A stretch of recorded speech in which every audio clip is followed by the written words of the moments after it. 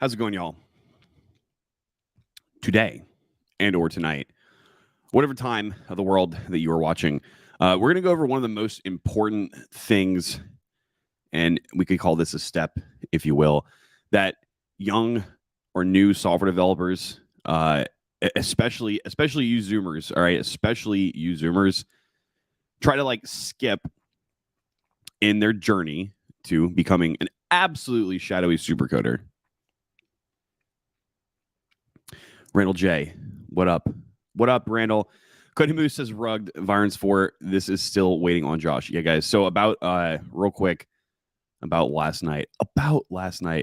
Had to cancel the stream. I didn't really cancel it. I just had to extend the stream over to today because I was stuck in a car dealership almost all day long. In fact, the last 3 days. That was a pain. Buying a car is like one of the least favorite things I like to do on the planet. But it is over with, friends. It is over with. And now we can resume the regular schedule. All right, guys. So as someone who operates, and I guess we could call it an academy because it's really the ultimate IT network and training academy. But as someone who operates an academy for people who of any age want to learn to code, and we got well over 120 people now, and I've witnessed and heard every single kind of like problem that one could imagine from people when they're learning how to code. So to start, guys, I guess we should start at some of the most frequent complaints that or problems really that people have, and these are some things that kind of like worry me, and all these things, they're kind of like, they're themed, guys. They repeat themselves over and over again. And not that the same people repeat them. It's just that I just noticed that this different people that become new or that are new, and even if they're not like really new, if they're just like maybe, you know, still just a couple months into it, everybody kind of has similar problems, okay? So if you are somebody that has some of these problems that I'm about to talk about tonight, rest assured you're not the only person. And I'm sure people in the group, in DD, you guys have seen other people have the same problems as you guys. So it's not calling anybody out. And this isn't like personal. And if you do have something, if you are one of these people that has one of these quote unquote problems, don't jump off a bridge. Okay, it's going to be all right. We're here tonight to fix that for you. Okay. Randall J, did you rug the dealership who lied about selling the vehicle? All right. So you want to hear the story? I should tell the story now, guys. Should we wait? Let's see. Contaz, it's a new Bronco? Question mark. I heard blockchain will let you buy a car in a day. Dude, you know what? Imagine a world where no red tape. You just go to a website. You go to an app, a DApp. You log in. You don't even really log in. You click connect with your wallet, and you buy the car that you want. Your tokens leave your wallet after you click the button. And the next thing you know, the next day, the key comes in your mailbox and you can just go pick up the car. Imagine how many jobs how many people would become unemployed in like the finance department and the salespeople. Imagine how many people would be very upset if that happened. But I would be happy because it would make my life easier. And I'm sure a lot of people would be happy too. Maybe that's more of a humanitarian discussion, which people might have different opinions on, right? MC, this is for me. Nah, like this is, I mean, you might fall into some of these categories, but this isn't specifically like aimed towards you. And trust me, MC, you're not the first person. And I know you've probably seen other people in the group have similar problems with you, right? So guys, and this was prevalent from last night because we had just had a webinar. We just started Bootcamp ETH. And number one, okay, one of the, not number one is in precedence level, okay? Just number one of these problems that I'm going to tell you guys. Information overload. So if someone is new and they're trying to learn and they're reading something, or even if you're in college course, or if you're in a boot camp, or if you're in one of our courses, you're going to hear a lot of words and terms and flashy buzzwords that you've never heard before. Okay. To be honest with you all, and I think I told this for the people who are in DD and are listening either live or on the playback, because somebody said something about this last night. Like, there's so many words I don't understand. And what I used to do, guys, I used to give like a vocabulary sheet for people to like explain some of these definitions, but at this point, I've realized that's kind of a waste of time. And let's just say you're in a lecture and you're learning basically just static stuff from a slideshow or presentation. And then you go to implement some code, and you might only need to know 5% out of the 100% of these words and terms to actually even do any of that code. Okay. Now, it's important that let's just say you've been a developer for 10 years. Let's say you're a blockchain developer for 10 years, all right? Or you're a Web3 developer for 10 years. And someone asks you what a blockchain is, and you're like, I don't know what that is. Okay. Well, you done diddly goofed, and you should probably know at least what the word blockchain is by then. But truth be told, you won't make it there. You wouldn't have made it there without having to learn at least what the term blockchain and many, many other terms are, right? One thing I tell people is that don't let all these like flashy buzzwords intimidate you or scare you. At the end of the day, that's all they really are. They're just buzzwords. Yes, they have a meaning. And if you just continue over time, just like anything else that you do in life, the words, you'll just start to understand them. Okay. You don't need to go and get flashcards and memorize words, right? Here's an example. So let's just say that one day you wake up and suddenly you're like, I want to start, I'm 400 pounds obese and overweight. I want to start losing weight and I want to get into fitness. Now, fitness is like a hobby for some people. It's a lifestyle. It is it's many things, right? Fitness, the category of hobby, lifestyle, whatever, there's many, many buzzwords in there that you're going to hear if you go on social media, if you read things, if you watch YouTube videos, okay? And a lot of those words, most of those words, you're not going to know what the hell they mean the first time you hear them. But once you've started your quote unquote fitness journey for like 3, 6, 8, 12 months, eventually you just start to internalize those things and you know what they mean because you've continued to read, you continue to apply what you've learned. And over time, you realize like, hey, I know what those words mean. I didn't put them on a flashcard. I didn't sit there and spend 30 minutes every night trying to memorize them. They just came naturally. And it's the same thing with computer science. It's the same thing with programming. Stuff eventually comes naturally if you don't just get stuck at a point where you say, oh, I don't know what this word means the first time, so therefore I'm unable to do anything else. No. You don't just say, I don't know a definition of a word, and then just stop trying to move forward, right? Most of the time, when people allow themselves to not understand something the first time, especially words and buzzwords, and they end up continuing, eventually they realize down the road, hey, I know what that is now, and I didn't even think about the fact that I didn't know before, and now I know. It's the same thing with anything in life, guys, with a sport, with a hobby, whatever it is. I'm sure plenty of you guys have like started some kind of new hobby and you didn't know a lot of the nuanced words behind it, and eventually you did, right? It just comes naturally as long as you don't give up. Randall J says Carvana is halfway there, isn't it? That's what Sam told me, but I'm not sure. Because, like, okay, Carvana is only with used cars, right? Not with new cars from the dealership. So the problem with Carvana is, like, what if you're ordering something online and it doesn't come, like, fresh from the factory because it's used? Then that might be a little problematic, right? But I have heard good things about Carvana. My mom and dad told me the other day that someone that they know just ordered a car from Carvana and it was painless, and they just did it online. So perhaps, my friend, perhaps. So that has to do with, like, in the information overload category. And a lot of times people have information overload. It's not just with terms. It's also with this just like methods of doing things. And really just, guys, any kind of general information, period. When you're trying to cram stuff in your head, it can get intimidating, all right? But if you allow yourself to be intimidated by it, and you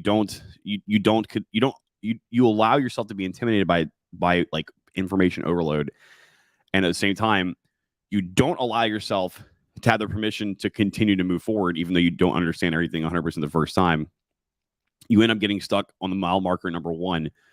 Meanwhile, the truth is, if you would have just kept running, by the time you got to mile marker 10, you would have looked back at mile marker number 1 and be like, wow, that wasn't so bad. Another thing, guys, is some people have what I would say like a lack of self-responsibility. Okay, and this isn't a shot at anybody, so don't get offended. But maybe you should get offended. Remember, guys, coding is the same as any other kind of quote unquote hard skill. Okay. The same way that like a novice plumber, and we're going to use plumber as an example here because a plumber is a hard skill. In the same way that like a new plumber wouldn't walk away from a leaking pipe. Like if your bathroom, if the pipe to your toilet was exploding and poop was coming out and hitting the ceiling, and a plumber is going to come and try to fix it. Plumber's going to come and try to fix your ceiling poop problem. He wouldn't walk away from a leaking pipe to try to go do something else before he fixed it. Okay.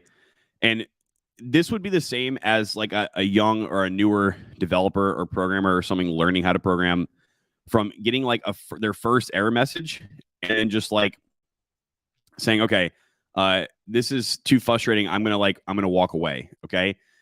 Now I'm going to explain exactly what I mean by that, but I'm not saying that they just literally or they're walking away and taking a break. Okay.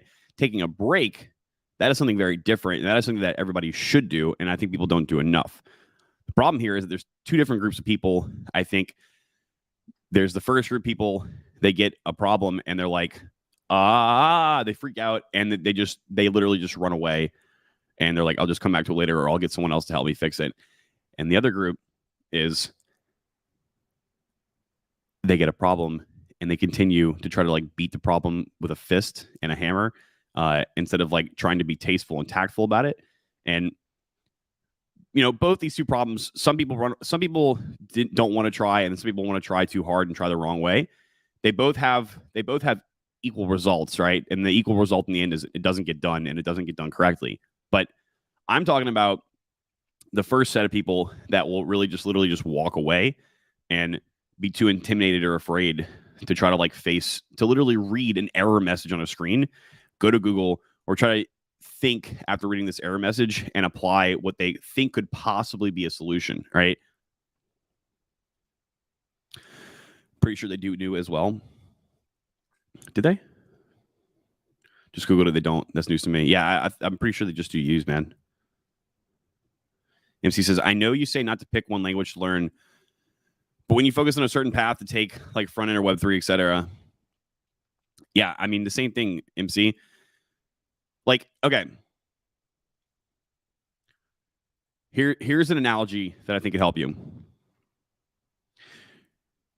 You are wanting to be a fighter jet pilot, okay? You're going to be a fighter jet pilot in the Marine Corps, and the plane that you're going to drive, the plane that you're going to fly is going to be an F-227 579 QR PWXTY. Super mega plane, $10 billion plane. It's got heat-seeking missiles on it. It's got a bidet. It makes coffee for you. It'll wipe your nose for you. And you're just starting to learn out. You can't even, at this point though, you can't even fly a remote control drone.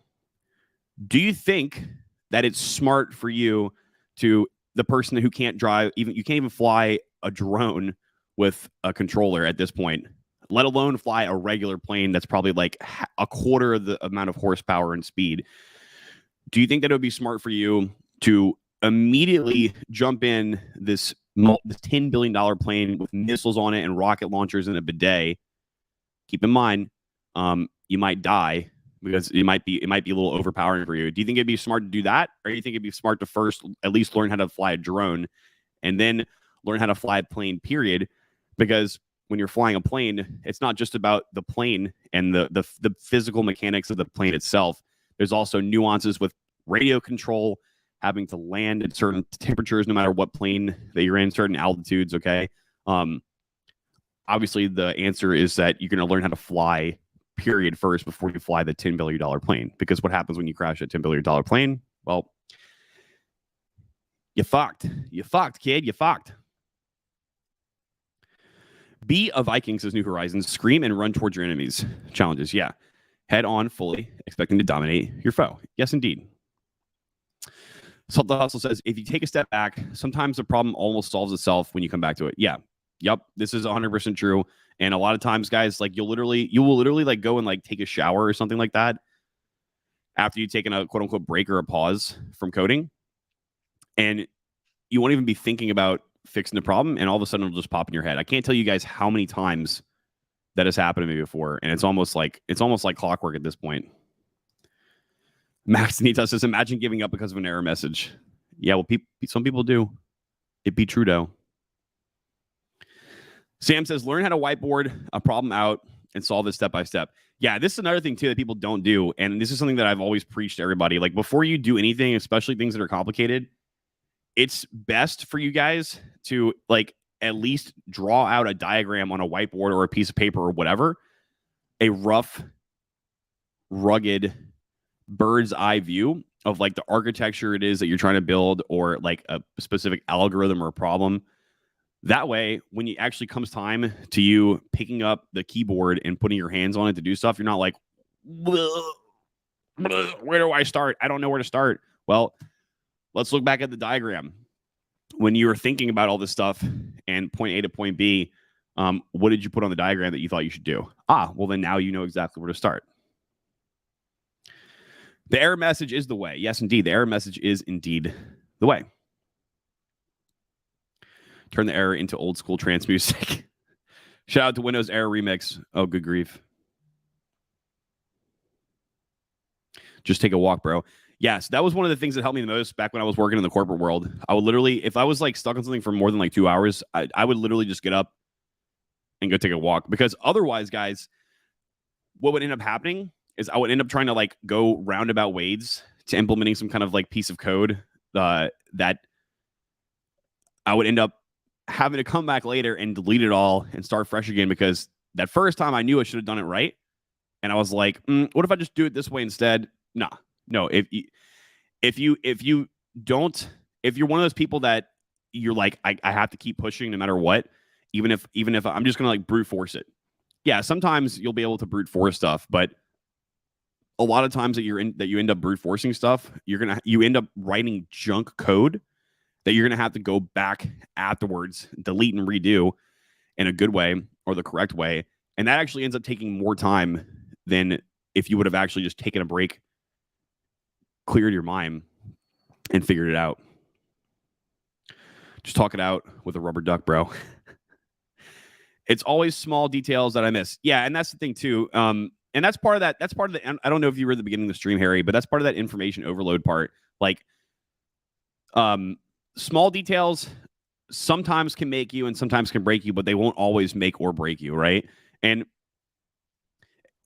at least when learning stuff, I would say in the beginning, learning stuff, small details aren't as important as when you're actually implementing stuff. Smaller details become more important when you're actually implementing the code out, right? But if you never allow yourself to get to the point where you go and implement code, you're never even going to run into this issue, because you just, at that point, you basically quit, right? Let me get some water, guys, and I will be right back. What's up, guys? I'm Josh, or as you probably know me, eLift Program, and I'm here to talk to you about Developer Direction. What is Developer Direction, you might ask? We are the ultimate IT network and training academy. Ever heard of Fight Club? Yeah, it's kind of like that, but with more computing power. We teach and give courses just like boot camps, but that's not all. We help people actually get jobs, unlike colleges, and we help people get better jobs with better pay and a better life. Here at DD, you don't get grades because your performance is reflected upon by how good you're doing in the real world. You won't accumulate hundreds of thousands of dollars in student debt because we offer a one-time yearly fee that's a fraction of that price. And you won't be wasting your time learning about the latest and greatest social trends because you'll be too busy learning about the latest and greatest trends in the tech and IT market. From courses to networking to problem solving to teaming up together on projects, giving and receiving mentorship, we've got it all. So whether you're a beginner who knows nothing about code or tech, a college student, or a 50-year vet, we got you covered. So head on over to developerdirection.com, sign up for the mail list if you want to keep up with our latest and greatest. All right, guys, I got the coffee and the water. I actually ended up taking a huge nap before the stream. I ended up taking like a 3-hour nap that I didn't plan on because I have been sleep deprived for the last 3 days of the average hectic car buying experience. So excuse me, guys. I'm going to consume coffee number 3 and a giant thing of water.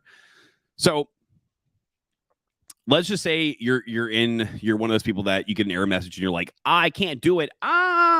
Like, okay, first of all, I want to say this. And if this offends you, I'm sorry, but it's the truth and you have to hear it and you have to be able to realize this. Otherwise, it's going to be hard for you to move forward, okay? If you're one of those people who like you get intimidated and even reading an error message, you can't read it clearly and then like think and try to like implement a solution to it, or at least try to do that. You have some kind of like anxiety built up. You need to calm down and relax because otherwise, like it's not going to work. It's just not going to work out. You're gonna be too tense and anxious that like you're gonna make your confidence go even further down the drain. And then next time it happens, you're gonna be like, well, I'm not good enough. I'm not smart enough to do this. So I wasn't smart enough to do this before. Now I'm definitely not smart enough. You're just reconfirming to yourself that you can't do it, right? For example, there's someone in the group who basically is constantly making me do their homework for them. And I don't have to, but I religiously, they'll DM me, like today, for example. They DM'd me and asked me to go to their GitHub repository because they kept getting an error when trying to deploy like some kind of like Solidity. I think it was ERC20 token smart contract. And this was like the 3rd time in the row they had me do it. And for the 3rd time, it was basically a spelling error. And I'm no spring chicken when it comes to spelling. In fact, anybody that knows me, I'm awful at spelling. But I'm so awful at spelling that I've had a spelling error in my code so many times that if I get a certain kind of error message, even if it doesn't specifically allude to me spelling something a certain way, I'm you can go in and take the time to like go and figure it out. But I basically told him like, dude, like, did you read the error message? Because this is like the 3rd time you're asking me, and I'll give you a hint. It's a spelling problem again. And I think that he was just too intimidated or maybe too anxious when he was going to look through stuff that he just his heart was probably racing and he kind of got in like a frustrated mindset, and he didn't allow himself to slow down and to read and to think about, hey, this is an error message. What is it saying? And what are the possibilities that could be leading to this? If you can't be in the calm, collected mind state, which is why I say sometimes the other kind of people, they need to get up and walk away for a bit, then you're not going to be able to think clearly and figure it out. You're building competency, okay? You're building competency by learning a skill. And it starts with discovering responsibility over your own work and your own mistakes. A lot of people, and it's not just with code, it's literally with anything in life, anytime they go to start something, if these people are unable to be able to gain the competency over their own mistakes, and they themselves, if they lack the ability to say, okay, I don't understand this right now, but I'm at least going to try before I just like freak out or press the escape button or press the eject button. Those kind of people, it's hard. It's not just coding. It's anything that makes it hard or that's going to be hard for them to achieve in life. So if you are one of those people, I would suggest calming down and literally get up and taking a walk and coming back to it later. All right. Don't immediately defer, especially if you are in something like developer direction and you have like a group of people and mentors that you can ask questions to.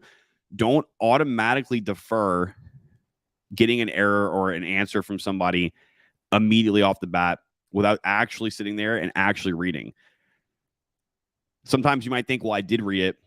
Yeah, maybe you did, but were you so anxious and jacked up that when you were reading it, you didn't really read it? Because that ends up being a case a lot more times than not. And it's not anything crazy that people have problems like this. It's just like if you don't go to step 2, which in step 2 in life could be anything. It could be this might not even have to be related to programming. In fact, it doesn't. If you don't allow yourself to go to the next step, even if you can't do it right, even if you screw up, then you're just going to be stuck from square one, no matter what you do, coding, plumbing, trying to fix poop from the ceiling, whatever, right?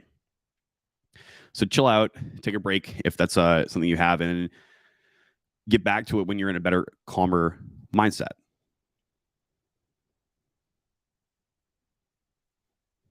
Another thing too, guys, is like some people, they'll have issues with understanding that competence itself, like we were just talking about, it comes with better problem solving abilities. So it's not just that like you're inherently getting better at your specific skill. The more competent you become at anything in life, the easier it's going to be for you to do literally anything else in life too. Coding, not coding, whatever, just general competency. And that always, always, always starts with self-responsibility and saying like, I'm going to take responsibility over this no matter what. I'm going to figure it out no matter what it is. Gerald says, OODA, observe, orient, decide, and act. I almost quit this challenging skill, but you have to eat, lift, and program. Thanks, Check Chief. No, dude, thank you. And yeah, Gerald, I know you work like really long hours too. So for someone who does work hours like that, you, sir, indeed are a competent gentleman and scholar for not giving up. And that's what everybody should do. Everybody should like, look, if you don't get something the first time, it's okay. You're not ever going to get everything 100% the first time. I don't, right? I don't. There's people who are much better than me that don't as well. It's just how it is. Just be competent, bro. Just be confidentbro.com and just be competentbro.com. You guys should try to go to those websites. See where they lead you. Tell me if you get an error message on one of them. Another thing too, guys, like the more problems that are solved, the more times that you do this, the more confidence, not competence, but the more confidence you're going to have. Okay.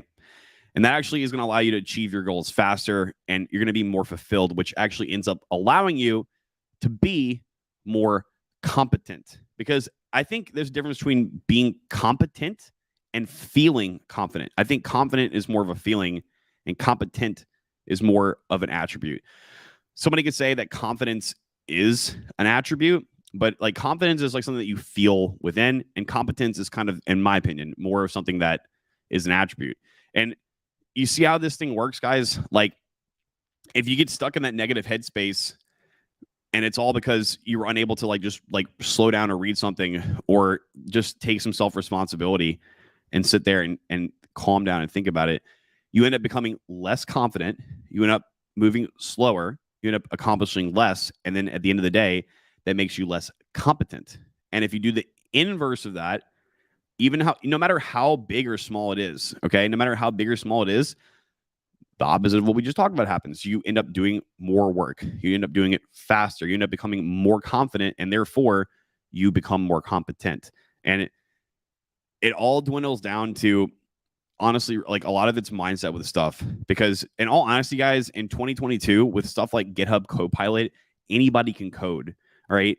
But the truth is, not anybody has the throughput and, I guess, at this point, competence. But competence is it's something that grows with anything that you do. But the throughput and at least the sweat equity and like the work ethic to be like, all right, I'm going to take responsibility for this. I'm going to try to fix it, or whatever it is. So try to fix it, try to accomplish it, whatever.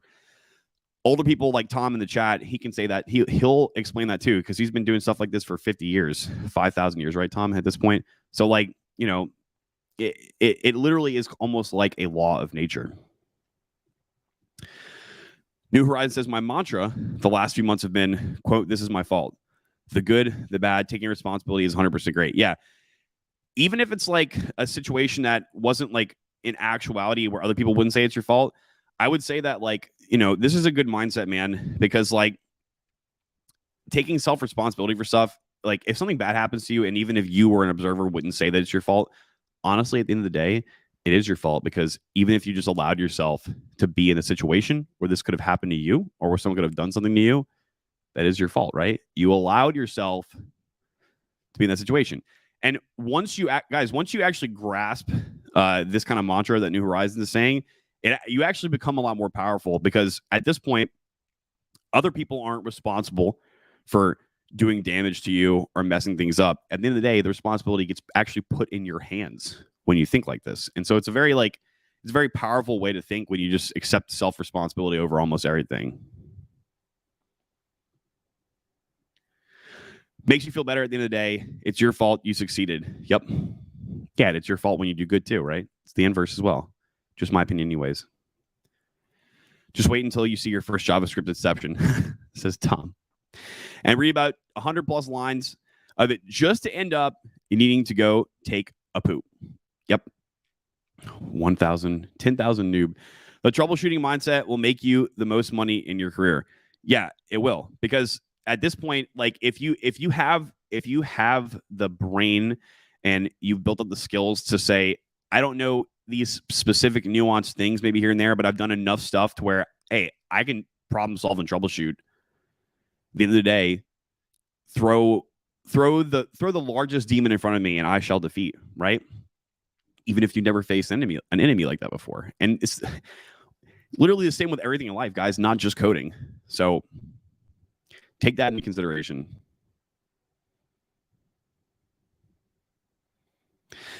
So a takeaway, guys, is I would say that you have to stay in the fight on every problem that you encounter, not just with coding, but in life too, until you make progress towards achieving whatever it is that you're trying to achieve. And in this context, we're talking about coding. So if you quit because you get all mentally jacked up, you're not going to make it, like, by just continuing to quit, right? Anytime people start out, 90% of people in the beginning, this is probably what you're going to look like, okay? Like sitting alone at night in your room, staring at the screen with like all these like errors, and you're like, okay, this is too much. I can't do software development. I can't do code. Just can't do it. When you tell yourself, I'm going to take self-responsibility, and you do what Mr. Tom was talking about earlier, the problem-solving and troubleshooting mindset, you can fix any problem no matter what.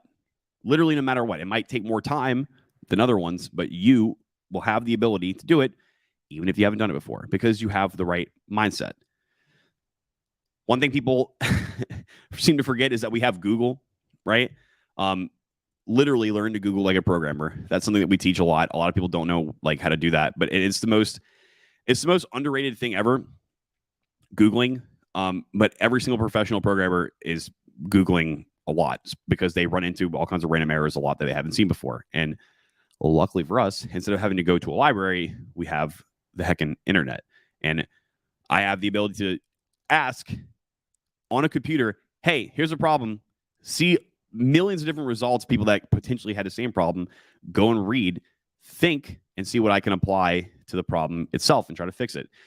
Use things like Stack Overflow, guys. Stack Overflow is a forum where you can openly type your own questions and get answers, and people make it like their life's journey to like answer questions on Stack Overflow. So they might not always be nice to you because it might be like, actually, you typed it wrong. But at the end of the day, that's one step over Googling, because you can, at this point, instead of asking the internet for something generic, you can actually type in something that you want to know specifically, and you can have people specifically look at your specific problem and give you advice and feedback on it. Watch YouTube videos, guys. I have like, I don't have a whole lot of them anymore, and I probably should do some more like entry-level computer science stuff. But I even have like the most basic fundamental stuff on one of my playlists of like basic programming, right? Watch YouTube videos if you're the kind of person that watching videos helps you learn. Another thing, change your environment, guys. And that's something I've noticed a lot in the last 2 years is like, if you are one of those people that you find it hard to get in a calm, collective mindset when you're trying to fix stuff, like literally like don't work in your home if it's too distracting, or if you do, go in a separate room, make it nice, make it comfortable for you. Make everything about the area that you're working in be like a positive experience for you. Make it to where like, so this is going to sound really cheesy, all right, guys? But like I have like these stacks of like neon like LED lights. And if I really like want to just get in a good mood and feel cool, I'll put this black curtain up all the way like it is right now. I'll put on like all these strobe lights. I'll put on some best of Bach on like a YouTube playlist, and like I got a nice standing desk that's remote and moves up and down. It's not the working station that I have, to say the least. It's not like an unpleasurable experience, right?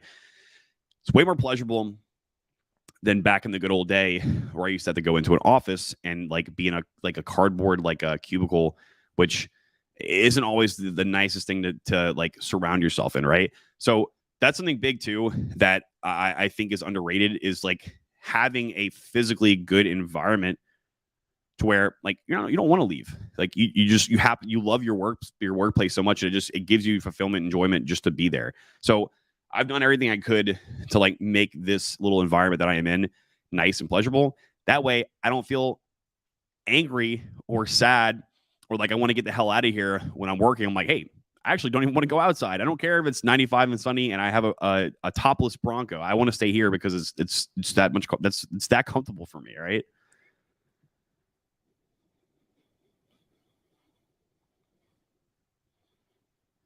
Gerald agreed to that mantra. Able to defeat your beast, you have to be the beast. Yeah, for real, man. I spent 6 hours last week documenting problems out and their solutions, who to contact, and how to make the ticket. Another thing, document all of these with links in a file for that year. At the end of the year, you can use this for your review. Dude, and you know what else, Tom? Like, and some people have told me I'm like, some people that I used to work with back when I was working with like larger teams. They used to tell me I was like too anal about stuff. So Tom, I know you work at well, we won't dox Tom, but Tom works at a very large telecom company that everyone here, probably maybe like 80% of you watching right now, might be using their internet service in one way, shape, or form. So Tom, I know you know a thing or two about like tickets and stuff like that. For every single like ticket that I had, this is when I was learning SQL. What every single ticket that I had that involved me having to like go in the DB and like alter a stored procedure, alter a sprock, or update something, what I did was I had a text file. I actually had one giant SQL file. It was a .SQL file, okay? And what I would do is every time I was doing something, I would put a comment in the SQL file and I would say, here's the ticket number, here's a link to the ticket, here's what I needed to do. And when I was typing the scripts and doing all that stuff, I would put the scripts in actual SQL. I wouldn't comment it out. And I would write like an explanation of how to use it. And then at the end of the year, that first year, I didn't really have to work or think ever again. Anytime, 95% of the time, there was a problem with a stored procedure or a SQL problem, because most of them ended up being like generally the same. And all I had to do was like, oh yeah, I remember that. Go back to the SQL file, copy and paste my SQL script that I had to write, put it in there, or like think for a second or two to change or adjust it in a different way that it was specific towards the problem that I had.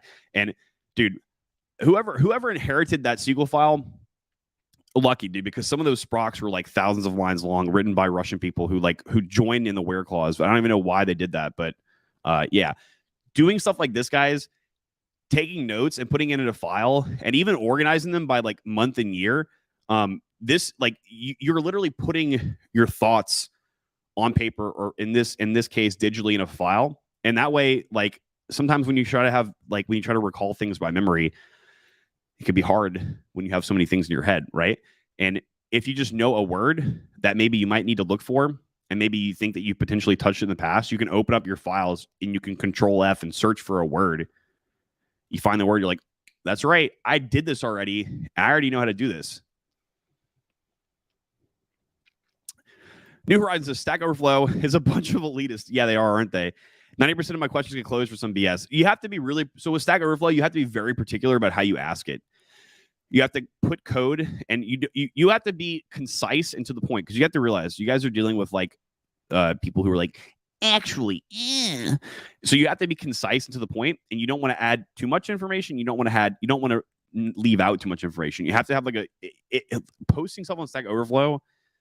That's a skill that you have to learn in and of its own. But if you can do it right, people leave you alone. And once you get your rep points up enough, people are like, they're like, oh, he's got like 37 million rep points. Oh, we'll be nice to him. Chad Donner Schwantz says, bro, I used to be a management consultant. 80% of my job was Google too. Dude, 80% of like everyone's job is Google now. Josh, get your Brazilian power crystals out. When an outage comes up, adopt a positive and happy, how can I help? This goes a long way on stressful calls with executives asking, is this fixed yet? A problem is your opportunity. Yeah, problems are always opportunities, guys. New Horizons says, one good thing about modern women influenced offices is at least you can make a comfortable cubicle to work in. This is for true. Add tags to the files for grep so you can find it easily. Yep. Christian Soto says, I need to work on that. I had a bad habit of putting blah, blah, blah, blah, blah on file names. Yeah, don't do that. You got to name things good easily so you can just search for them. And Christian, you just got a Mac now too. So all you have to do is if you look in your on your desktop or literally wherever it is you are the computer at that time, in the top right hand corner, there's going to be a search bar, or there's going to be, you see that magnifying glass there? You can just literally click in that and type whatever word you want, and it'll look through your entire computer for you, which is very handy and nifty. Another advice, and this is specifically for the information overload people, take a break, guys. Go eat food, go exercise, go for a walk, but do not move. Like if you get stuck on a problem, an error message, do not move until you made that progress. Don't just skip over it and go on to something else, okay? When you're implementing code and when you're learning different things, when you're learning stuff, I told you guys, you should allow yourself to have the ability to like, okay, let me come back to that later. If you're actually implementing code, there's a process doing it, and you want to do it the right way. So don't just skip over a problem, because what's going to happen, like I talked about earlier, you're going to end up like doing all this extra stuff or moving on to something else that might be dependent on the code that you were writing before. And then you're going to have to go back and spend twice as much time redoing it or fixing it. So instead, if you can't figure it out, take a break. Go eat food, go exercise, literally go do anything, and then come back when you're in a better mindset. Come back when you're in a happier mood.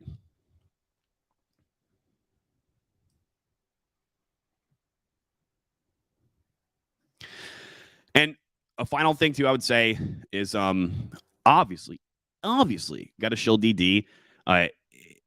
We've not given, but we've helped so many people get jobs now. I literally have lost count. So that is a huge benefit. Consider joining something like that, or any kind of other group. I don't really know any kind of other network out there that's like us, because we're not just like an academy. We're also a network where people can get help. Kind of similar to like, a college campus where you have like peers that you can get help from, except we're not going to make you guys take retarded courses that are irrelevant to what you're actually doing. And we're also not going to make you draw or circle on a diagram your level of privilege because you are X, Y, or Z type of skin color or whatever, right? We're just here to actually do the work. But take that in consideration, guys, because there's more to that. There's more to DD than just the learning part. I think honestly, I think the network alone is the biggest thing, and I'm sure plenty of people in this chat can allude to that. But even if let's just say you can't afford to join us, and you can't even afford to go join an online forum or something like that, find people that find someone who's older, more experienced than you. They don't have to necessarily be older than you, right? Like you could literally just go find someone. If you have a little brother and your little brother is a programmer, like go and talk to him. Go and allow him to rub off some of his knowledge onto you, and you won't be alone anymore. At that point, you won't be alone, and you'll have someone to at least talk to about the problems that you have, and then you'll hopefully no longer feel like, oh, I'm the only person in the world who's ever experienced something like that. Because believe it or not, most people, when they learn to code, not just code anything, they're like, hey, I'm not a master at it at day one. Oh my God, maybe I might not be cut out for this, right? Skipping the fight, guys, and moving on into a new problem is what most people do once they hit that blockage, okay? And if this becomes your standard, if you just I'm just going to skip over it for solving problems, and again, this literally doesn't have to do with just code, with anything in life. You're literally skipping out on you being and staying on the path to becoming a competent person. And you're just going to be a feather in the wind. Okay. You're just going to be a feather in the wind. And every opportunity that you guys get, anytime you run into a problem, it's going to be like, whoop. Like I told you guys before, in 2022, there's like anybody can code. There's things like freaking GitHub Copilot. Okay, it's the reason why everyone isn't like a remote working software engineer making $250,000 a year from their home isn't because they can't do it. Okay, yes, guys. Okay, listen. Some people actually aren't smart enough to code, but in 2022, that threshold is extremely lowered because coding now is easier than it's ever been, and the people who try something like that and it doesn't work out or they quit, most likely 95% of the time they'll do the same thing, not just with code but with anything else, because they're lacking that competency and they're doing nothing to allow themselves to become more competent and confident, and they just won't be able to move forward with anything. I'm sure you guys can think about some times when you were younger maybe that you failed in life, and then when you look back later, you're like, man, I could have easily done that. Why did I think like that? Why did I give up? Everyone else that isn't like you, if you're one of those people that isn't like you and isn't like that, they're going to outwork you. And it's because you've never struggled and suffered, right? You never struggled and suffered and had to figure out a problem on your own. You just became a skipper. A skipperman, guys. Don't be a skipperman, okay? Don't be a skipperman. And it's not a big deal, guys, when you're creating problems for yourself while learning to code. But when millions of dollars worth of information is on the line and you're a liability at this point, that's when you realize what you've been doing is wrong the whole time. And that's not what you want to happen. You want the inverse of that, right? You want to be competent. You want to be confident when that's going on. And you don't want to have to be putting yourself in a situation where, like I developed this protocol and all these people's money is gone now. Oops, sorry. We've seen some in the last year, we've seen some real life examples of that, right? Especially in the Web3 space, right? So take that for what it's worth, guys. You know, the best you can do is to just change your mindset, to not give up. You can do things like join Developer Direction, and even if you can't or you can't afford it or you don't want to, you can do things like finding people who literally do what you want to do or what you're trying to learn how to do, and you can literally go and offer to buy them a freaking beer and talk to them, try to add some kind of value to their life, and then pick their brain, see what they can do to help you out, to help you understand more. Take advantage of the Mac file systems, use meaningful directory names. Yeah, for sure. Cuddy Moose, who says, Boom indeed. New Horizons. We are indeed a tribe, my friend. We are indeed a tribe. Yeah, here's the link, guys. Go for it. Are we going to have a hackathon? No, but yes, also kind of sort of. All right, so I'll say this now because I just got off the phone with Ryan today. We've been talking about this for a couple of months, guys. So if you guys know Ryan from Elevate Cyber, he's someone who's in Developer Direction himself. His little brother joined, learned how to code, ended up getting a job. Is now probably, who knows what, Nick, I don't know if you're watching, I don't know what you're doing anymore because you're probably just and he's not the only one. A lot of people have just gotten a job and they're just like, yeah, I'm just going to go out and live in the real world now, and only pops in every now and then. But if you guys don't know, Ryan, he has a YouTube called Elevate Cyber, and Ryan, he knows how to develop a little bit. He knows a thing or two. He's on the cybersecurity end side of things. He has worked for, can't dox people here. Ryan has worked at very high echelons of governmental organization when it comes to cybersecurity. So Ryan also has a similar academy like Developer Direction, except his, instead of focused on software development, his is focused on cybersecurity stuff, right? So we've been planning this for a while now, and we haven't released anything. He's actually going to come on my channel on Friday, so we'll give you guys a little bit more information. And this is also, I'm going to say, this is not going to be until the end of May, but we're actually going to do Ryan's group and our group, Tom. We're going to do a course together next, and the whole premises of the course is going to be 2 teams, right? So we got our group, the development team, and we got his group, the cybersecurity team. They're really going to be more like the Red Hats. They're going to be offensive, okay? We're going to write code from an application, web application. We're going to deploy it, and his team is going to try to come and break it, okay? And then what they're going to do is they're going to write a field report. They're going to give it to our team, and we're going to use that field report to fix the code and implement it to make it more secure. And then we're going to rotate. So the people from DD are going to go over to Ryan's side, and the people from my side, or from Ryan's side, are going to come over to my side, and they're going to learn the inverse. And I think this is going to be helpful for people who like are just kind of starting out and they're like, I don't know if I want to do cybersecurity, or I don't know if I want to do the programming side of it. And in this case, you come and take this course and get information about both. And at least that way, after it's over, you might know which one of those two paths you want to go on, because you will literally be doing both. And then for the people who already are like, hey, I want to do the development kind of side of stuff and have never had any kind of exposure to the cybersecurity side, obviously it's going to benefit you, because if you're writing code, you want to write secure code. So if you have a real world simulation of someone trying to break your code, sending a report kind of like they would in a job or a company, go and fix it. I think that's pretty beneficial. And the inverse can be said for the cybersecurity side too, because anybody that has anything to do with IT, obviously they're going to benefit from learning a little bit of code, right? So that's what we're going to do next. So it's kind of like a hackathon, I suppose, but also kind of not really. Miami equals DD. Yeah, I mean, we had like 1, 2, 3, 4, 5, 6, 7 people from developer direction have moved to Miami here now. So that's how I really don't want to sound cheesy, but that's how strong the group has become. Like, we haven't just gotten people jobs. People have literally moved to Miami to be together with everybody. So a little bit cooler and better than the college, if you ask me. Less than 1% percentile of intelligence. Developer friend, make me developer.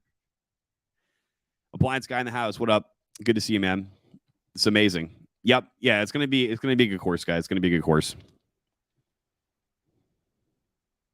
Yep. I got high hopes for it. It's gonna be fun. It's gonna be fun for me to do too with you guys. So I'm looking forward to it.